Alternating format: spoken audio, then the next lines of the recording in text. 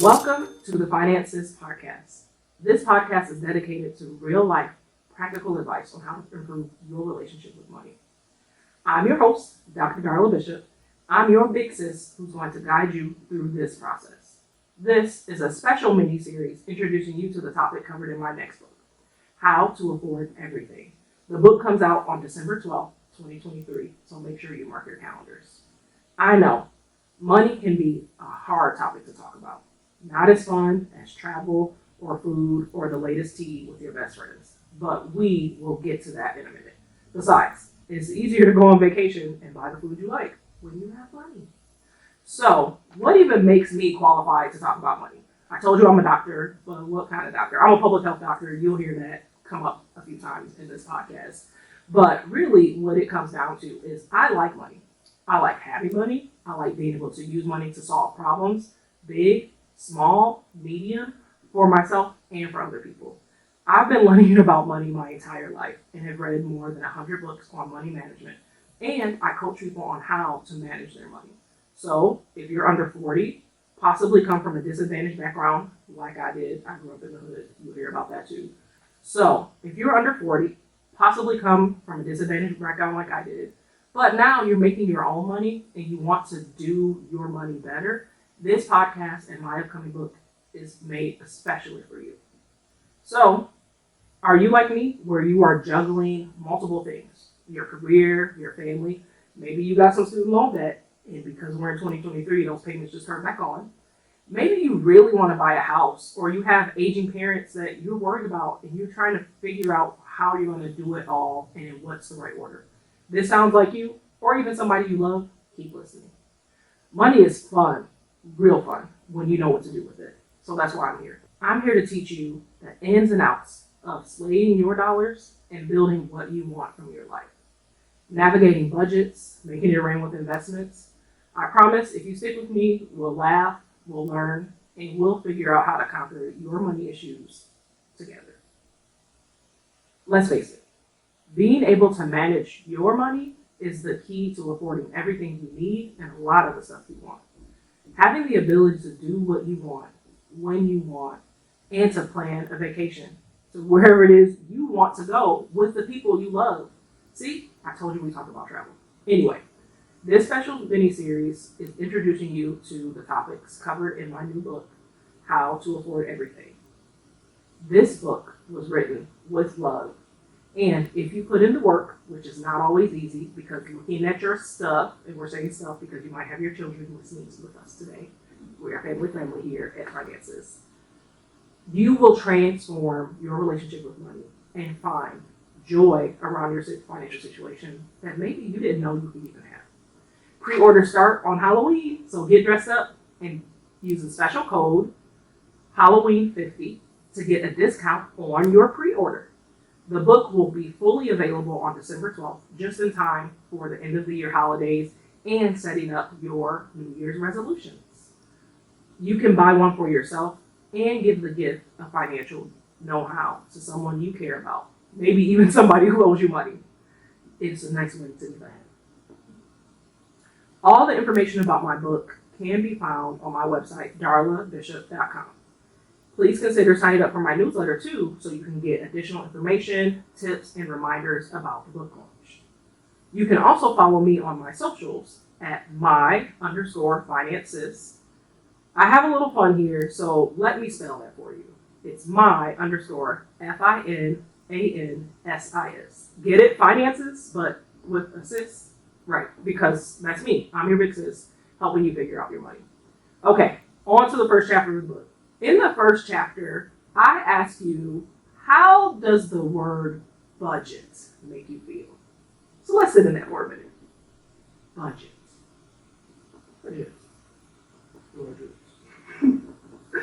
Does it make you feel like you have control, or does it make you feel like you're in jail? Regardless of how it makes you feel today, let me tell you, you need a budget. Everybody does. The U.S. government does. Your mama probably needs one. Hopefully, after today, you'll remember, and let's say it together, so I'm going to say it twice. Budget is not a bad word. One more time. Budget is not a bad word. Good job. You did it. A budget is a tool that can empower anyone, especially you, to make the most out of your money. Think of it as your GPS, telling your money where it should go. Also, a budget isn't all about restricting.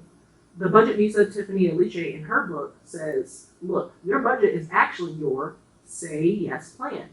It will help you figure out where to get the things you want and how to get them. So how much does it cost you to live? Would you believe that most people can only answer this question with something like, more than I make? Let's rewrite that answer right now. So budgeting begins with first knowing what it actually costs you to live and how much money you have available to pay for those costs. So if you don't currently use a budget, your first homework assignment, so I'm a professor, right? You get homework in this book.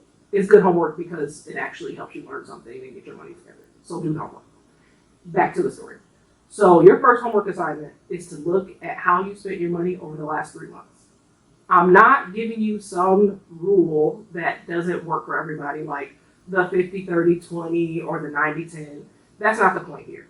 What I'm telling you to do is pause, actually look at your money, whether that's bank account statements, your Venmo feed, or your credit card bills, to figure out where your money actually has gone over the last 90 days.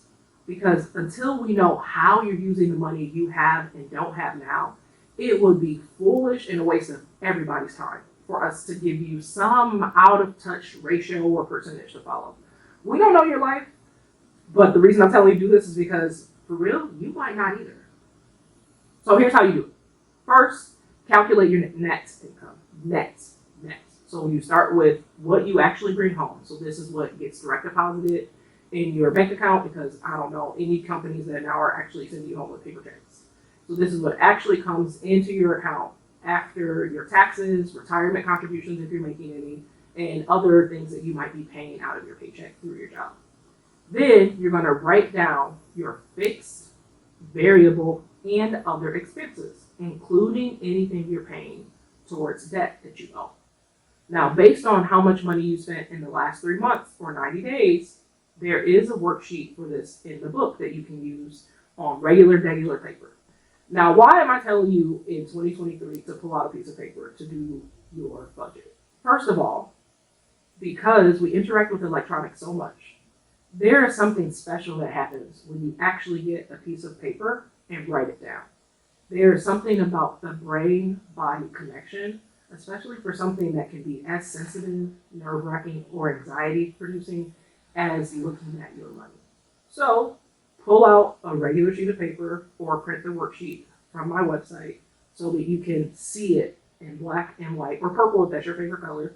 In fact, I encourage you to get a fun colored pen or marker to do this. After step 2, where you wrote down your expenses, pause and ask yourself, and again, you might feel silly doing this, but it's one of those things that works best if you do it out loud. Self, do I have any expenses coming up that might not have fit neatly into the fixed or variable expense? Do I have any celebrations that might require me to go get a new outfit? Do I have to go get a new wig installed? Do I have to buy a gift, even though I maybe don't like that person that much? Do I have a bill that I usually only pay like once a year, like my car inspection or the renewal of my software licenses because, I got Canva Premium? Am I traveling for any reason, right? Don't forget to write down the things that are coming up that are not your usual fixed or variable expenses, but do cost you money. Here's another thing about writing down your expenses. So when you write them down, it's really important that you round up a little.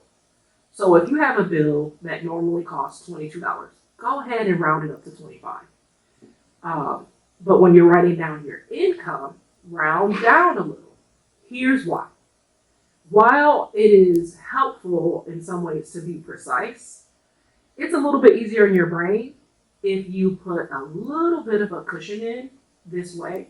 So that way you have a little bit of, oh shoot, again, family friendly, a little bit of, oh shoot money, right? Like, okay, so yeah, $3 from here, $10 from there, might not seem like a lot, but it might be just enough to help you avoid a fee against money that you didn't have in the first place.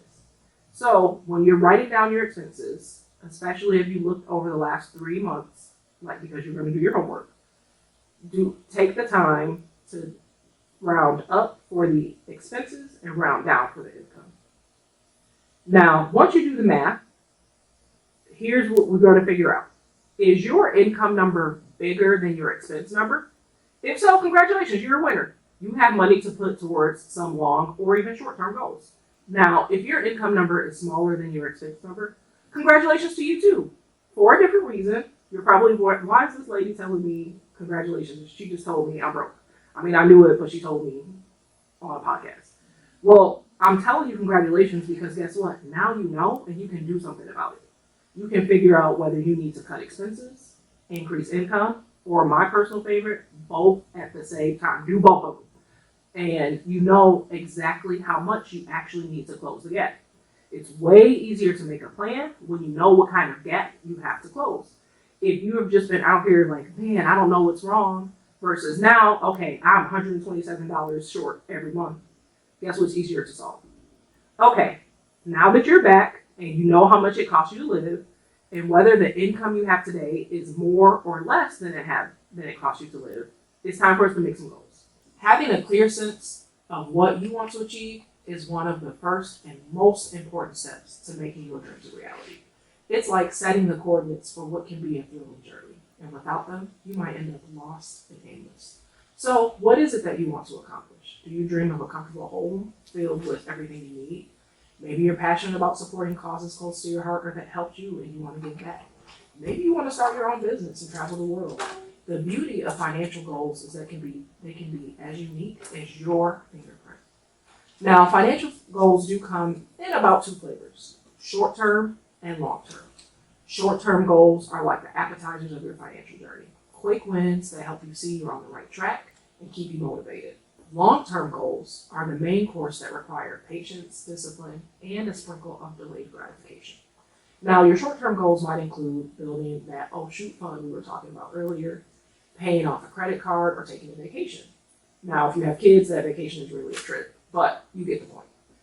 They're the goals that you can achieve over the next few months or maybe years. Long-term goals are the grand visions that you have for your life. These can involve buying a big house, the one where you can host all your family and friends for celebrations and holidays, or funding your children's education so they don't have to deal with student loans. Maybe even achieving financial independence so that you can decide when, whether, and how much you work for other people. But these are the goals that take time, careful planning, and usually involve substantial investments. And not just in things, but yourself. So now that you've thought about your aspirations, it's time to turn those dreams into tangible targets. Let's make it real. So we're going to break these down to SMART goals. You've heard of SMART goals before. If you've been in any high school class, you know what SMART goals are, right? So SMART is for specific. This is where you clearly define what you want to achieve. So instead of saying, well, I want to save money, hear this all the time. You specify, I want to save $5,000 for a down payment on a car. And you need to make this goal measurable. You're going to establish a concrete metric to track your progress. An example might be, I will save $500 every month for 10 months, or $250 every month for 20 months to get to the $5,000 I said in my specific goal.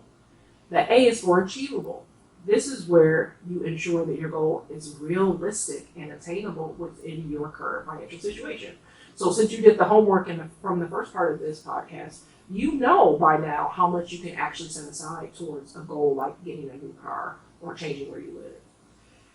And so making sure that it's relevant is also important.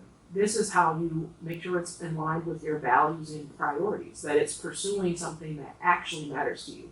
If you're going out to get a new car just because you want a new car, maybe that isn't as important as something else that you said is a goal of yours in the next 2, 3, or 6 months. And so thinking about whether these are the right goals for you based on your priorities. And it has to be time bound. If you say, oh, I just want to save money, when, how, and how much, you'll never have money saved. But if you set a deadline for yourself, that gives you a place and a sense of urgency to help you stay on track towards that goal.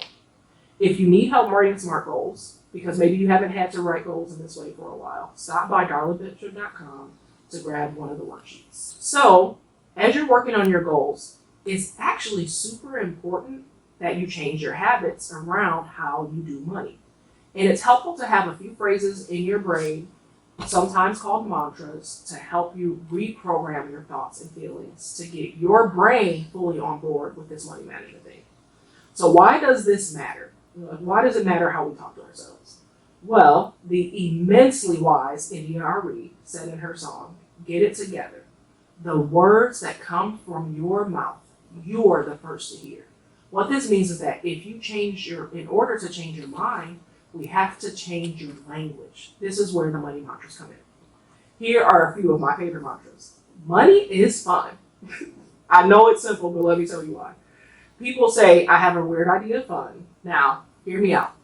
This one is great because money is fun when you have more than enough to meet your needs. So if your relationship with money has been less fun than, say, getting a package from Amazon you forgot you ordered, then let's change that. Money is fun.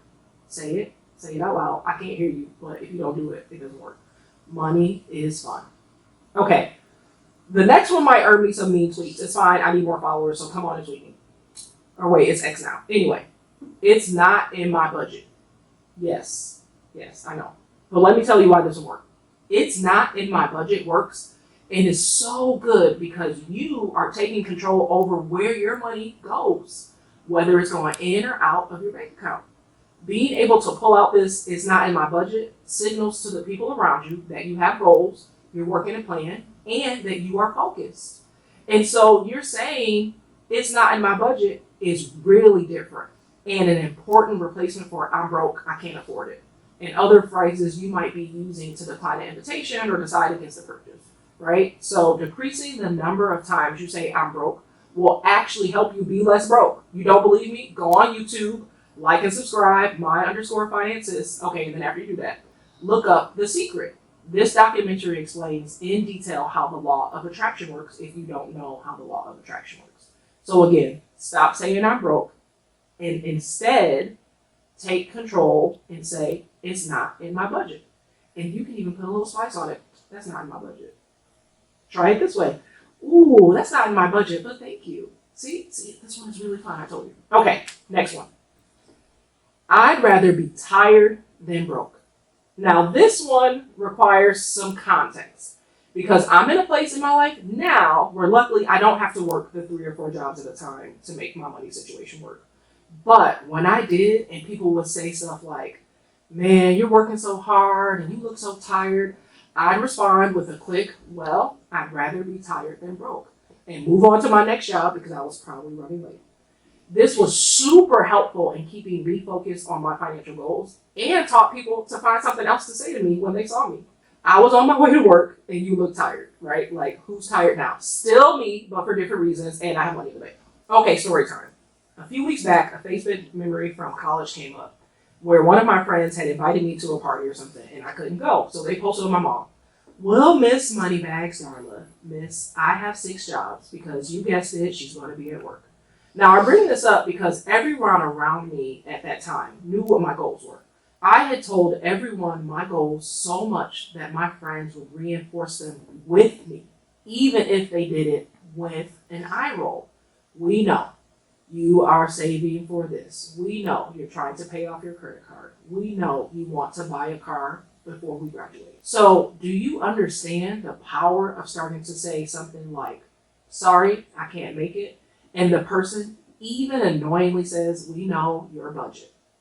We know your goals." That's all energy that's helping you with your goals because they'll remind you even when you're not looking for them to remind you.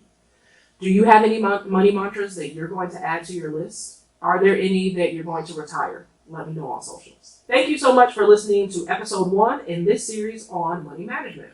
I sincerely hope I piqued your interest enough to listen to the rest of the series and, more importantly, order the book. You can find more information at darlabishop.com. Don't forget the discount code Halloween. Go to darlabishop.com. In our next episode, we're going to get into some real money talk about spending. I hope you'll join me. Last word, remember, Budget is not a bad word. It's actually your passport to a financially stable life where you experience ease and joy more frequently. See you later.